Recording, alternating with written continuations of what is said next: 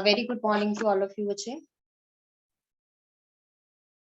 Good morning, ma'am. Good morning.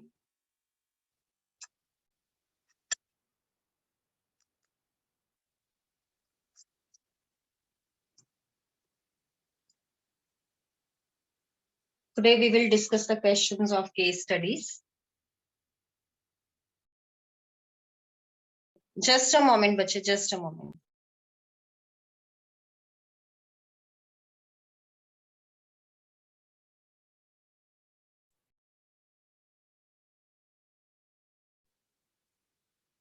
So we will discuss the questions of case studies. I have sent you one PDF related to that, and based on that, only the questions of linear equations in two variables you are to discuss. So that only we will discuss. और इसके अलावा बच्चे आप अगर net पे भी type करते हो कि case studies based on chapter 3 class 10th maths, तब भी आपके पास स्टडीज जो है वो इस चैप्टर से रिलेटेड जो है मिल जाएंगी आपको, तो you can do the more practice जो है वहां से. फर्स्ट केस स्टडी इसमें जो आपकी गिवन है दैट इज कि आपको ऐसा क्वेश्चन आपका एनसीईआरटी में है. बच्चे mute yourself all of you. It's also not giving you the option to unmute. If anyone will be having any doubt, so you are to raise your hand and then only I will unmute. First question we are having, this question, same question you are having in your NCERT also. A test consists of true or false questions. 1 mark is awarded for every correct, while 1/4 mark is deducted for answer. हमें यहाँ पे given है कि yes, Jasleen.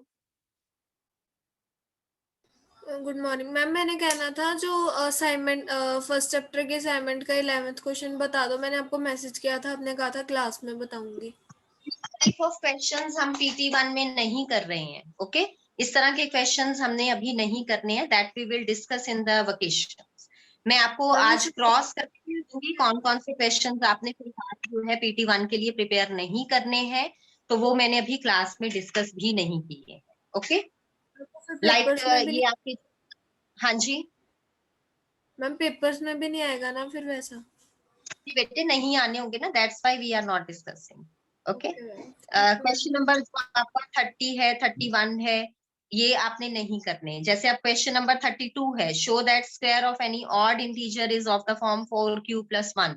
अब ये type वाला question आप कर सकते हो. इसमें आप क्या करोगे, आपको पता है क्योंकि a आपका 4q + 1 गिवन है, तो आप इसको a = bq + r वाले को क्या मान लोगे, a = 4q + 0, a = 4q + 1, क्योंकि रिमाइंडर आपका 4 से छोटा होगा तो ये केसेस आपके बन जाएंगे जब आप a को bq + r लेके चलोगे. अब यहाँ पे एनी ऑड इंटीजर है, बस ये ध्यान रखना है. उसके बाद उसने क्या कहा, square of any odd integer, तो इनके स्क्वायर्स कर दोगे आप. सिंपल इस तरह के क्वेश्चन जो आप कर सकते हो ये आपको आ सकते हैं. बाकी जो क्वेश्चन नंबर लाइक 31 है, 30 है, ये आप अभी फिलहाल इस टाइप के नहीं करने हैं. ये वाला क्वेश्चन आपका बुक पे बेस्ड ही है, सो ये आपको करना है. अब इसमें यहाँ पे फॉर्मूला खोल लो. इस टाइप का क्वेश्चन बुक का मैंने करवाया हुआ है, बस वहां पे ये था कि ये 4 की जगह हमने 3 लेके चला था, बाकी सारा मेथड आपका सेम है. तो इस टाइप के क्वेश्चंस जो ऑड इंटीजर पे बेस्ड हैं, कि मतलब जब हम इसको एक नंबर से डिवाइड करते हैं तो that will be of the form 4q + 1 या 4q + 8, that kind of questions you are to do.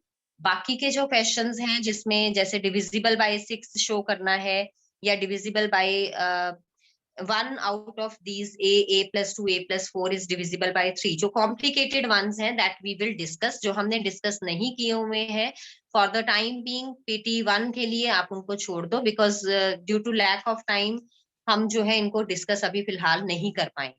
Okay, तो जो टाइप्स हमारी डिस्कस हुई हैं, गो फॉर दैट टाइप्स. जरूरी नहीं है कि जो क्वेश्चन मैंने यहाँ डिस्कस किया है same question will come in your exam, it's not so, but type आपकी वही होगी जो हम लोगों ने डिस्कस की. Got it? तो नो नीड टू वरी. जो टाइप आपकी डिस्कस नहीं हुई है, express it in the form of वाला, अभी फिलहाल ये टाइप छोड़ दो. This we will discuss in our vacations, और फिर PT2 के लिए you will prepare this. Am I clear, Jasleen? No need to worry.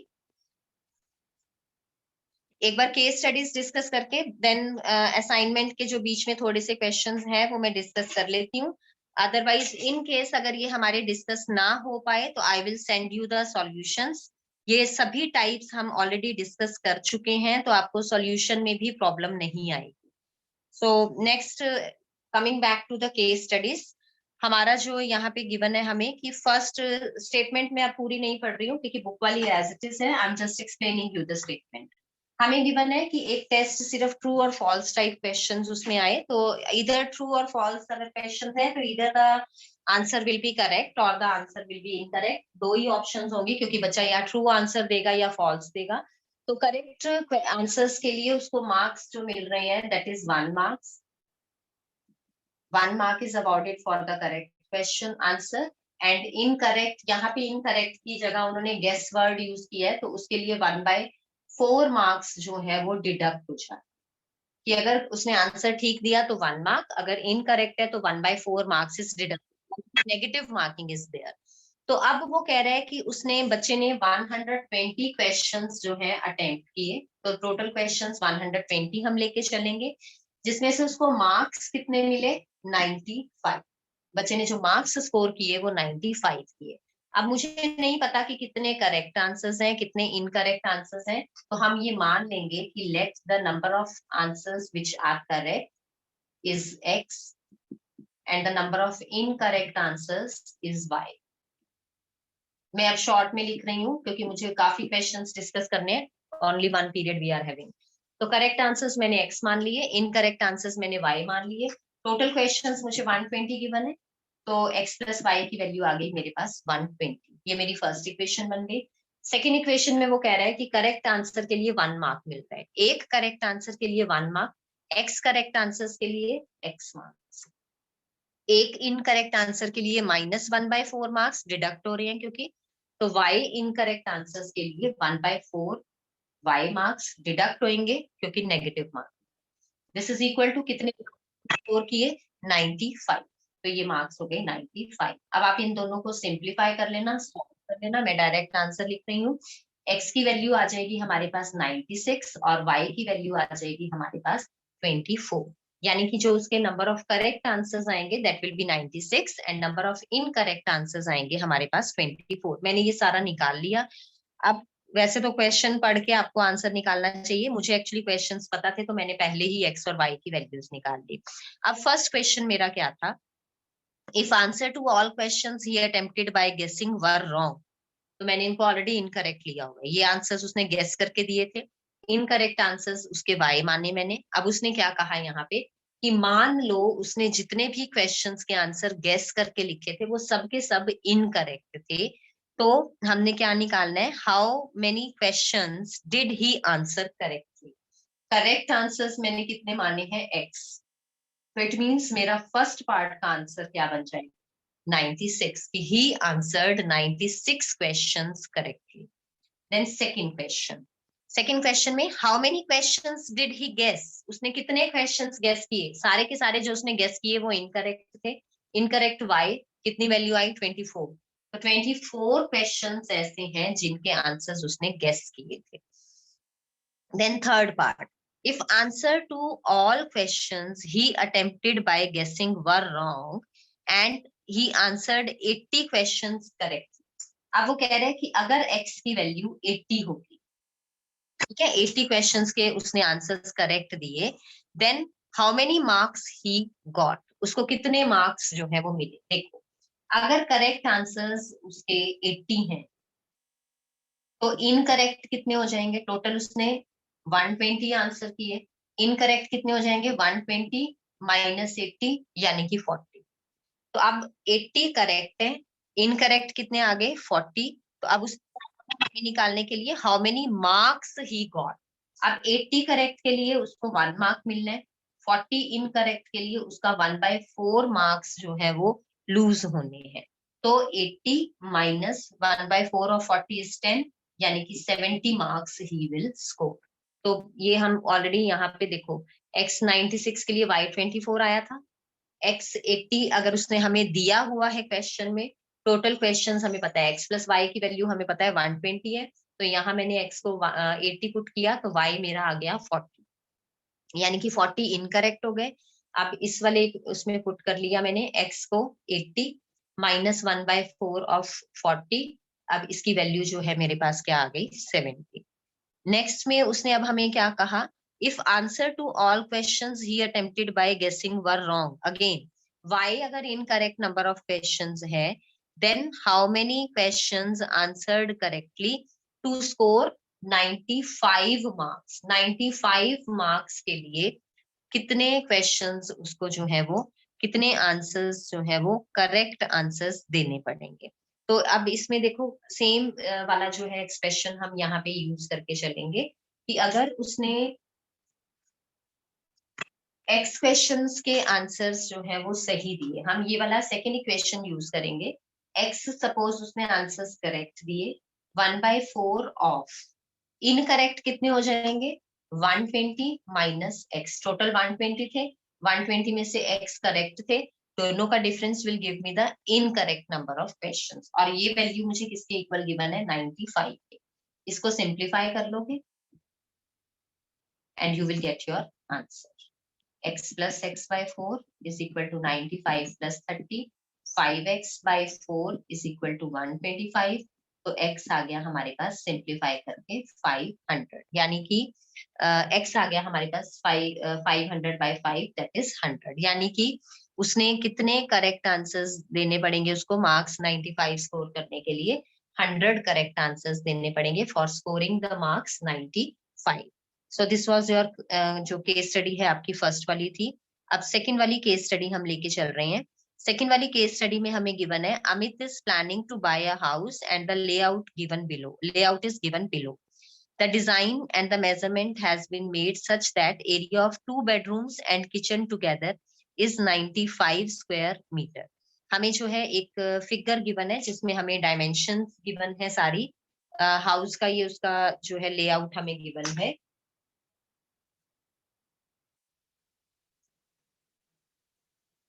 और 2 बेडरूम्स और किचन का हमें overall area given. This is the figure given to you. इसमें हमें यहाँ पे बेडरूम 2 गिवन है, जिस area, this is living room, this is bedroom 1, this is washroom and this is kitchen. अब इनकी जो डायमेंशंस मुझे गिवन है that is this is 5 2 metres में है ये, and this is again 5।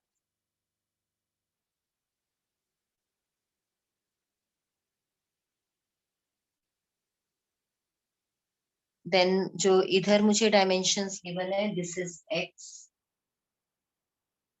This is 2 and this is y, और नीचे ये मुझे जो पूरा गिवन है दिस इज 15 मीटर, यानी कि अगर मैं इस ओवरऑल को देखूं तो ये 15 मीटर बाई 12, 5 + 5 + 2 बाई 12 मीटर का मुझे गिवन है। अब उसने क्या कहा, area of 2 bedrooms and kitchen together is 95 square metre. Area of 2 bedrooms and kitchen 95 square metre या metre square, that's one and the same thing. Based on the above information answer the following questions. हमने जो है इस पे based जो है questions के answers देने हैं। फर्स्ट है form a pair of linear equation in 2 variables for this situation, then find the length of the outer boundary of layout, find the area of each bedroom. चलो जैसे जैसे हम करेंगे वैसे वैसे हम फाइंड आउट करते हैं। सबसे पहले हमने क्या करना है, क्या बनाना है, हमने इनकी इक्वेशंस जो है लीनियर इक्वेशंस इन 2 वेरिएबल्स फॉर्म करनी है।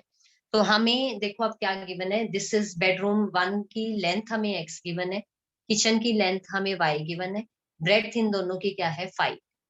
तो अब हमें गिवन क्या है, area of 2 bedrooms and area of kitchen जो है वो हमें 95 गिवन है। अब एक चीज जो है वो और यहाँ पे नोट करो कि ये वाली लेंथ और ये वाली लेंथ, दोनों बेडरूम्स की जो लेंथ है वो सेम है। कितनी गिवन है? x। ये वाली ब्रेड्थ 5, ये वाली ब्रेड्थ भी 5, तो दोनों बेडरूम्स की जो ब्रेड्थ है वो भी सेम है। तो हम अलग अलग भी लिख सकते हैं इसको। Area of first bedroom, area of second bedroom and area of kitchen, ये तीनों हम अलग अलग निकाल। फर्स्ट बेडरूम के लिए x एंड 5, तो length into breadth 5x। Second bedroom के लिए भी 5 एंड x, तो this is again 5x। Kitchen के लिए देखो क्या है, ये 5 था ये वाला, और ये कितना है y। तो किचन की जो एरिया आ गया वो कितना आ गया? 5y। अब मुझे क्या कंडीशन गिवन है? Area of 2 bedrooms and kitchen, यानी कि इन तीनों का सम टोटल कितना है? 95। तो मेरी जो फर्स्ट इक्वेशन बनेगी कंडीशन 1 के accordingly, that will B 5x plus 5x plus 5y equal to 95। दोनों बेडरूम्स का एरिया, किचन का एरिया, तो that is 10x plus 5y is equal to 95। अगर मैं चाहूं तो इसको रीराइट कर सकती हूँ 5 से थ्रू आउट डिवाइड करके, that is 2x plus y equal to 90। तो ये मेरी बन गई फर्स्ट इक्वेशन। अब सेकंड इक्वेशन हमें कहाँ से मिलेगी? देखो, ये पूरी मुझे लेंथ गिवन है 15, और ये मुझे गिवन है जैसे x plus 2 plus y, और ये दोनों सेम लेंथ है, तो हम इनको इक्वेट कर देंगे। कंडीशन 2 मेरी क्या बन गई? x plus 2 plus y is equal to 15, यानी कि x plus y is equal to 15। ये मेरी बन गई second equation. Is equal to 13, 15 minus 2 that is 13। अब इन दोनों पे बेस्ड हमें जो है वो क्वेश्चंस के आंसर्स देने हैं। पहला उसने क्या कहा? Find the length of the outer boundary. Length of the outer boundary means perimeter हमें निकालना। तो आंसर ये 1 हो गया था हमारा। 2 इक्वेशंस फॉर्म करनी थी, ये हमने कर दी। अब आंसर 2 में वो क्या कह रहे हैं? Find the length of the outer boundary of the layout. तो लेंथ ऑफ आउटर बाउंड्री,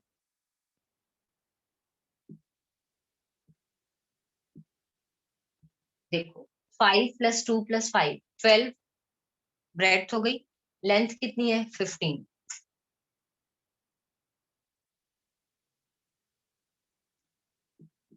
तो हमें क्या निकालना है? Perimeter. That is 2 into 15 plus 12, that is 54। Answer 3। Find the area of each bedroom and kitchen in the layout. ये अलग अलग हमने निकालना है। एरिया निकालना है बेडरूम का और एरिया निकालना है किचन का। एरिया ऑफ बेडरूम देखो कितना है? 5x। इट मींस मुझे x की वैल्यू चाहिए, तो मैं इन दोनों इक्वेशंस को सिंप्लीफाई कर 2x plus y is equal to 19, x plus y is equal to 13। इनको मैं सब्ट्रैक्ट कर लूंगी, तो मेरे पास x is equal to कितना आ जाएगा? 6, यानी कि एरिया ऑफ बेडरूम कितना आ गया मेरे पास? 30 मीटर स्क्वायर। साथ में क्या पूछा है उसने? एरिया ऑफ किचन y है, इट मींस मुझे y की भी वैल्यू चाहिए। y आ गया 7, तो दिस इज 5y, तो 5 into 7 यानी कि 35 metre square. So next answer 4। Find the area of the living room in the layout. अब एरिया ऑफ लिविंग रूम जो है वो क्या आएगा? जो आपका ये है हाफ ऑफ द हो गया यहाँ पे। इसको लेके अगर हम चले तो आप इसको ऐसे भी ले सकते हो, ये 2 ये भी 2। x कितना हमने निकाला है? 6, यानी कि उसमें मेरा एक ये रेक्टेंगल बन रहा है जिसमें 2/6 बन रहा है, दूसरा मेरा ये वाला रेक्टेंगल बन रहा है। दूसरा रेक्टेंगल क्या बनेगा? देखो, ये लेंथ 2 + 5 7, और ये वाली लेंथ ये 6 माइनस कर दोगे इसमें से, या 2 + y यानी कि 7 + 2 दैट इज 9। तो 6 2 are 12,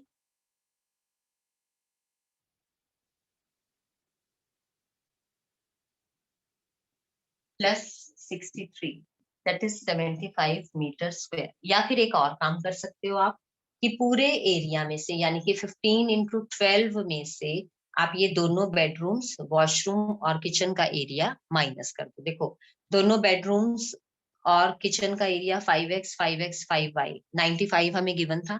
वॉशरूम का निकाल लो, 5 ये 2 ये है 10 आ जाएगा।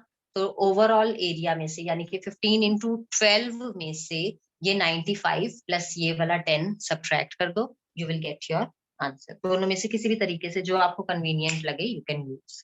उसके बाद उसने क्या कहा, find the cost of laying tiles in the kitchen at the rate of ₹50 पर स्क्वायर मीटर। एरिया ऑफ जो किचन है वो कितना है 35। तो कॉस्ट ऑफ पूछा है उसने laying the tiles at the rate of ₹50। 35 area है, पर मीटर स्क्वायर की कॉस्ट 50 गिवन है, तो this will be your answer. Rupees में आंसर आ जाएगा, यानी कि 1750 जो है that will be the total cost of laying tiles in the kitchen. So this was your case study number 2। Again linear inequalities word problem based question था, उस पे based आपके जो है उन्होंने एक आपको केस दे दिया, देन उस पे बेस्ड आपके क्वेश्चंस आ गए। तो जो भी आपकी क्वेश्चंस वगैरह बनेंगी उनको सॉल्व करके you will give all the answers. अब जो थर्ड क्वेश्चन है, देखो इस तरह का क्वेश्चन हमारी बुक में बहुत बार आया हुआ है। Just a moment Amrit. Yes बच्चे। मैम एक बार इसका फोर्थ वर्ड फिर से बताना, मैंने नेट लैग हो गया था। कौन सा बच्चे? इस केस स्टडी सेकंड का fourth question ma'am. This one, area of Yes, ma'am. Living room. Area of living room में देखो मेरे पास जो फिगर के अकॉर्डिंगली बन रहा है लिविंग रूम, वो ये वाला एरिया है। तो मैंने क्या किया, यहाँ से इसको कंप्लीट कर लिया। तो एक रेक्टेंगल मेरा ये बन रहा है लिविंग रूम के लिए, एक रेक्टेंगल मेरा ये बन रहा है। इस वाले रेक्टेंगल में देखो, इस वाले रेक्टेंगल में लेंथ 2 है, ब्रेड्थ कितनी है इसकी x, या अगर मैं दूसरे वर्ड्स में कहूँ तो ब्रेड्थ 2 है, लेंथ कितनी है x, और x की जो मैंने वैल्यू निकाली थी वो क्या निकाली थी 6। तो ये वाला रेक्टेंगल आ गया 2/6 डायमेंशंस का। देन ये बड़े वाला रेक्टेंगल, इसमें देखो ब्रेड्थ कितनी बन रही है 2 + 5 यानी कि 7, और लेंथ कितनी बन रही है टोटल 15 में से ये x माइनस कर देते हैं, x कितना था 6, तो ये लेंथ आ गई मेरे पास 15 - 6 यानी कि 9। अब इन दोनों को क्या कर देंगे, हम प्लस कर देंगे, तो we will get the area of the living room. Cost के लिए, cost of laying tiles in the kitchen था, किचन का एरिया 35 हमने कैलकुलेट किया था, 1 मीटर स्क्वायर की कॉस्ट मुझे ₹50 गिवन है, तो दोनों को मल्टीप्लाई करके you will get your answer. अब नेक्स्ट में मुझे गिवन है, it is common that government revise travel fares from time to time based on various factors such as inflation, general increase in prices and fall in the purchasing value of money on different type of vehicles like auto, rickshaw, taxis, radio cab etc. कि government जो है travel fears जो है वो time to time revise करते रहते हैं, change करते रहते हैं, डिपेंडिंग ऑन कि पेट्रोल या जो भी फ्यूल है उसके प्राइसेस बढ़े हैं या कम हुए हैं। तो उसके बेसिस पे ये अगर हम बात करें तो हम इसको ऐसे लेके चल सकते हैं कि गवर्नमेंट के जितने भी ये हैं ट्रेवल्स के, उनके अकॉर्डिंगली उनके जो वो फेयर होता है वो फिक्स करते रहते हैं डिपेंडिंग ऑन कि प्राइसेस हाइक किए हैं कि डिक्रीज हुए हैं। Auto charges in a city comprise of a fixed charge together with the charge for the distance covered. Again देखो आपका बुक वाला क्वेश्चन आ गया। फर्स्ट जो है मतलब किलोमीटर के लिए या कुछ फिक्स किलोमीटर्स के लिए चार्जेस हम फिक्स कर लेते हैं x रुपीज, तो फिक्स चार्जेस हो गए x रुपीज, बाकी चार्जेस पर किलोमीटर वो हम मान लेते हैं 1। तो जितने भी किलोमीटर के फिक्स्ड हैं नेक्स्ट हम लेके चलेंगे। तो this comprise of a fixed charge together with the charge for the distance covered. Study the following situations. अब हमें जो है सिचुएशंस गिवन है, city A and city B, दो सिटीज हमें गिवन है और इन दोनों सिटीज के लिए दो डिफरेंट आप मान के चल सकते हो कि अगेन दो डिफरेंट कंडीशंस के लिए हमें फेयर उनका गिवन है। सिटी ए में वो क्या कह रहे हैं, अगर हम डिस्टेंस कवर करते हैं 10 किलोमीटर तो अमाउंट पेड या फेयर जो है वो हमें गिवन है इन रुपीस। अगर हम 10 किलोमीटर ट्रेवल करते हैं तो अमाउंट 75 रुपीज पे कर रहे हैं, 15 किलोमीटर ट्रेवल करते हैं तो 110 रुपीज पे कर रहे हैं, 8 किलोमीटर ट्रेवल करते हैं तो 91 और 14 किलोमीटर पे 145। अब वो क्या कह रहा है कि सिचुएशन 1 हमें क्या गिवन है, इन city A for a journey of 10 kilometre charge paid is ₹75 and for a journey of 15 kilometer charge is 110. Second situation, city B में for a journey of 8 kilometer charge paid is 91 and for a journey of 14 kilometer charge paid is ₹145. अब first जो उसने हमें questions दिए हैं that is based on the situation 1. ये situation 1 है city A वाली. If the fixed charges of auto rickshaw be ₹X and running charges यानी कि charges per kilometer अगर ₹Y हैं, तो the pair of linear equations representing the situation is, first वाले से देखो क्या इक्वेशन बनेगी, फिक्स चार्जेस x है, डिस्टेंस उसने ट्रेवल किया 10y और अमाउंट कितना पे किया 75. सेकंड फिक्स चार्जेस x है, डिस्टेंस कितना पे कर रहा है 15y, चार्जेस कितने दे रहा है 110. तो इनमें से जो आपकी इक्वेशन गिवन है बी पार्ट में, ये दोनों इक्वेशंस आपकी गिवन है, तो your B part will be your correct answer. Second में वो क्या कह रहे हैं कि a person travels a distance of 50 kilometre. अब डिस्टेंस मुझे गिवन है 50 किलोमीटर, ये सेकंड आंसर है.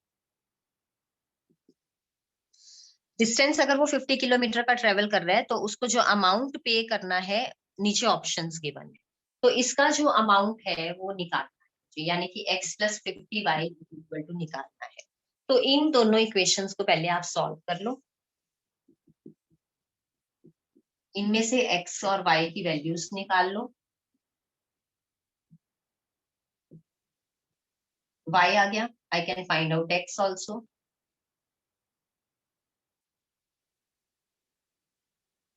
यहाँ पे अब मेरी गलती बताओ, मैंने क्या गलती की है. I have made a mistake here, just tell me what mistake I have made. Is there any mistake, any one of you? क्योंकि y की वैल्यू देखो मेरी नेगेटिव आ रही है, तो it means I have made a mistake somewhere. क्या mistake है जल्दी से बताइए, बी क्विक. यहाँ मिस्टेक फाइंड आउट करो. यस अमृत, यस बच्चे. 35 आना है वहाँ पे 45 की जगह. 35, so this will be 7. तो देखो अगर कैलकुलेटिंग मिस्टेक होती है यहाँ से आपको पता लग जाएगा कि आपकी गलती क्या है, क्योंकि मेरी यहाँ वैल्यू नेगेटिव आ रही थी तो मुझे इमीडिएट पता लग गया कि यहाँ पे मेरी कोई मिस्टेक है. So this is 70, so this is 75 - 70, यानी कि x की वैल्यू आ गई मेरी 5.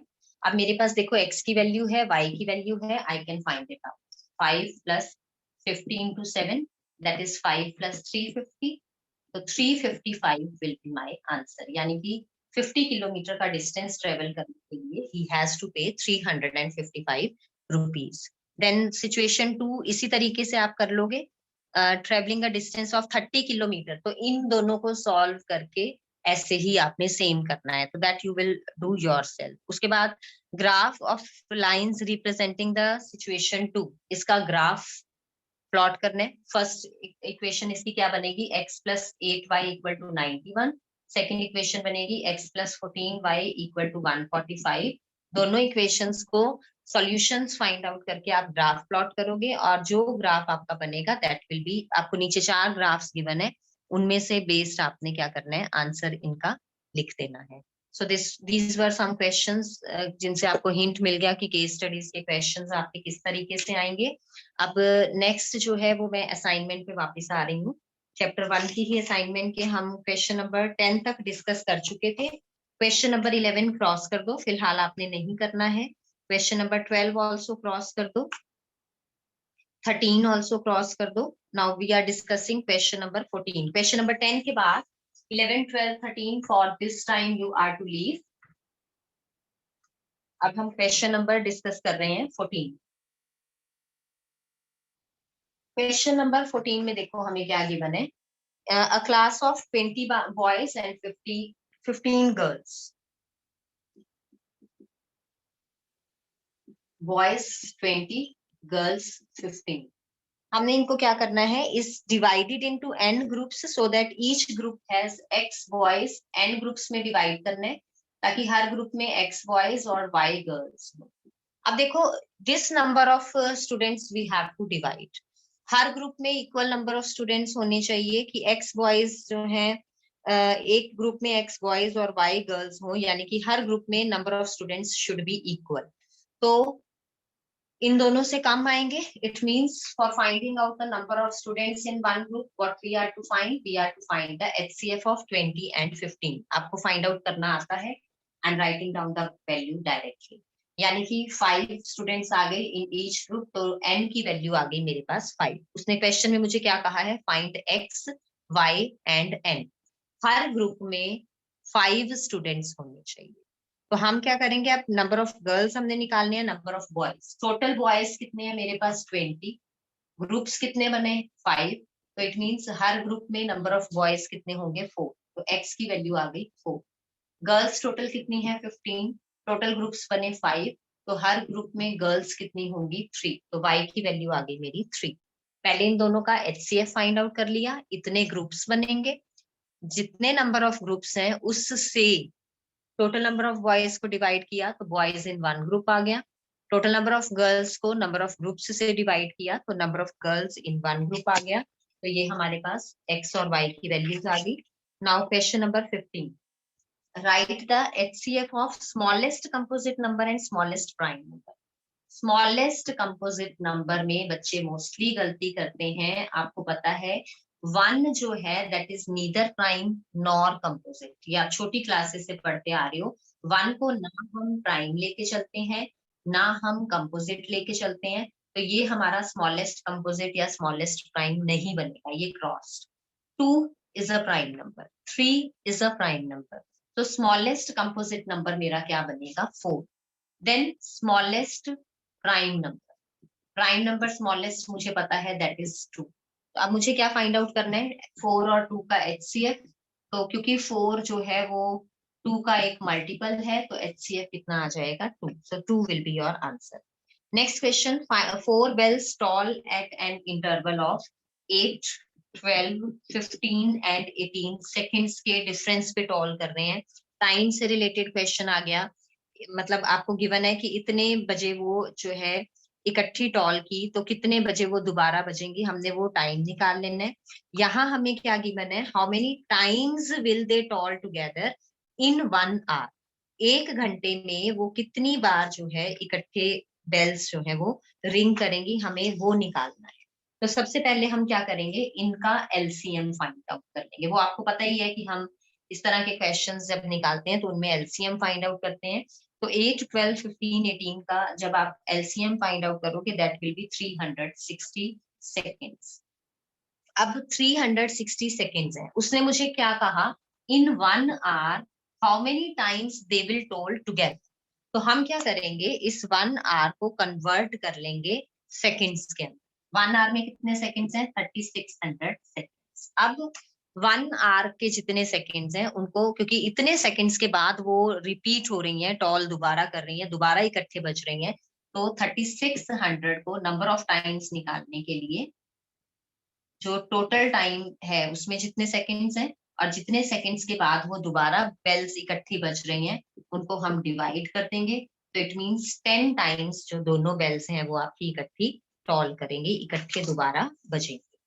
Then question number 17, LCM of 2 numbers is 14 times their HCF। 2 numbers हमें बच्चे ये समझ लेना, मैं आंसर्स इनके सेंड कर दूंगी सॉल्यूशंस, तो लिखने में अब टाइम मत वेस्ट करना। अब question number 17, LCM of 2 numbers is 14 times their HCF। Sum of LCM and HCF is 1600 और LCM is 14 times their HCF। ये 2 कंडीशंस मुझे गिवन है और उसके साथ में क्या कहा उसने, if 1 number is 280 find the other number। मुझे दूसरा नंबर निकालना है, तो मुझे ये 2 कंडीशंस देखो गिवन है। अब LCM किसके इक्वल गिवन है, 14 टाइम्स HCF के। तो मैं क्या करूंगी, यहाँ पे ये फर्स्ट इक्वेशन ले ली, ये सेकंड इक्वेशन ले ली, फर्स्ट इक्वेशन से यहाँ पे वैल्यू मैंने सब्स्टिट्यूट कर, 2 इक्वेशंस हैं उनको सब्स्टिट्यूट करके मैं वैल्यू निकाल लूंगी। 15 times HCF is equal to कितना आ जाएगा, ये 600 है, नॉट 1600, दिस इज 600। तो 15 टाइम्स HCF आ गया 600, यानी कि HCF आ गया मेरे पास कितना आ गया 40। अब सेम वे में मुझे ये गिवन है कि LCM जो है वो 40 टाइम्स है HCF, तो मेरे पास LCM की भी वैल्यू आ गई। अब LCM गिवन है, HCF गिवन है और one of the two numbers given, so I can find out the second number using HCF into LCM is equal to first number into second number। तो second number मुझे निकालना है, यानी कि HCF into LCM को मैं first number से क्या करूंगी, divide कर दूंगी। So in this way you will get your answer। उसके बाद next 18th question you will be able to do, show that 9 raised to power n cannot end with digit 0। आप लिख दोगे to end with digit 0 it should be divisible by, it should have 2 and 5 as its factors, या सिर्फ 5 भी आप लिख सकते हो जैसे करवाया हुआ है, in the same way you will do। उसके बाद 19th क्वेश्चन आप खुद कर लोगे। इसमें 2520 के आप पहले प्राइम फैक्टर्स बना लेना, फिर उसको पावर्स की फॉर्म में लिख के then you will compare this, जो भी इसके फैक्टर्स बनेंगे वहां से P और Q की वैल्यू आपको फाइंड आउट करनी। 20th question you will be able to do, तो that you will do. 21st अभी क्रॉस कर दो, वो अभी आपने नहीं करना है। तो क्वेश्चन नंबर 11, 12, 13 एंड 21 आपके crossed. Question number 22, planes take off at different timings, at what time they will take off together again. तो सेम LCM फाइंड आउट करना है, और आपको क्योंकि इसमें टाइम पूछा है उन्होंने, तो जो आपका LCM आएगा उसको आपने 7:30 में ऐड करना है कि कितने बजे वो दोबारा इकट्ठे टेक ऑफ करेंगे। आपका जब इसका LCM निकालोगे 120 मिनट्स आएगा, उसको आवर्स में कन्वर्ट कर लेना, यानी कि 2 घंटे के बाद वो इकट्ठे टेक ऑफ करेंगे। 7:30 AM पे अगर उन्होंने पहले किया तो 2 आवर्स यानी कि 9:30 AM पे वो दोबारा जो है टेक ऑफ करेंगे इकट्ठे। उसके बाद क्वेश्चन नंबर है 23, find the greatest 6 digit number which is exactly divisible by 24, 15 and 36। Again इस तरह के क्वेश्चंस आपने किए हुए हैं, तो मैं जस्ट एक हिंट दूंगी आपको। ग्रेटेस्ट नंबर मान लेना है आपने, कितने डिजिट्स का कहा उसने, 6 डिजिट्स का, दैट इज 999999। आपने क्या करना है फिर 24, 15 और 36 का LCM निकाल लेना। इनका LCM आ जाएगा आपका 360। फिर 360 से इसको डिवाइड कर दो, डिवाइड करोगे तो 360 इंटू डिवाइड कर लेना, ये आपका रिमाइंडर बचेगा 279। तो रिमाइंडर शुड बी 0 ताकि वो उसका जो है उससे एग्जैक्टली डिविजिबल हो। तो 9 इसमें से आप क्या करोगे, जो रिमाइंडर बच रहा है उसको माइनस कर दोगे, तो this will be your answer. ऐसे क्वेश्चंस आपने छोटी क्लासेस में किए हुए हैं। Then question number 24 again. अब देखो इसमें गिवन है number of participants in Hindi, English and maths given है। मिनिमम नंबर ऑफ रूम्स आपको निकालने हैं। तो मिनिमम नंबर ऑफ रूम्स जब आपको निकालने हैं तो इट मींस पहले आप HCF निकाल लोगे और फिर नंबर्स जो आपको गिवन है उनको HCF से डिवाइड कर दोगे, तो आपके पास नंबर ऑफ रूम्स आ जाएंगे, उनको आप क्या करोगे, ऐड कर दोगे। देन क्वेश्चन नंबर 25 ये आप कर लोगे, HCF और LCM निकालना है, this you will do yourself. Question 26 also, 27 आप कर लोगे, 28 कर लोगे, 29 कर लोगे, 30th और 31 क्रॉस्ड है।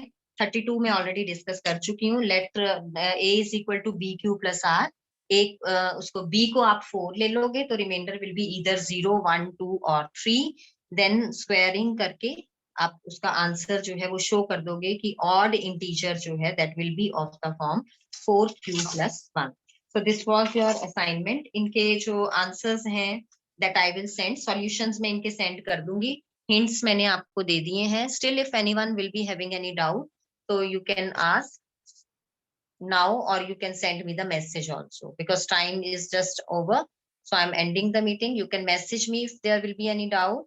All the best for your exams. Thank you. Have a nice day.